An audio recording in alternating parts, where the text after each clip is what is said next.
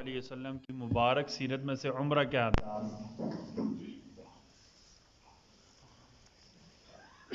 حج اور عمرہ کے آداب میں سے یہ بھی ہے کہ حج اور عمرہ کے درمیان جتنی اللہ نے توفیق دی ہے اس کے مطابق کثرت سے صدقہ کرنا۔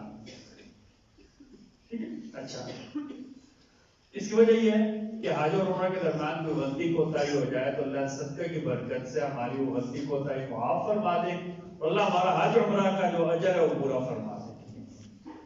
اس کے بعد بکثرت لوگوں کو کھانا کھلانا، جو غریب مل جائے، مسکین مل جائے، ویسے اپنے دوستوں کو جو ساتھ گئے ہیں اللہ نے جتنی توفیق دی ہے اس کے مطابق کھانا کھلانا، اپنے ساتھیوں کی خدمت کرنا۔ یہ اصول یاد رکھیں، یہ خدمت میں نا اللہ نے بڑی عظمت رکھی ہوئی ہے، خدمت میں اللہ نے عجیب جو ہے نا کشش رکھی ہوئی ہے۔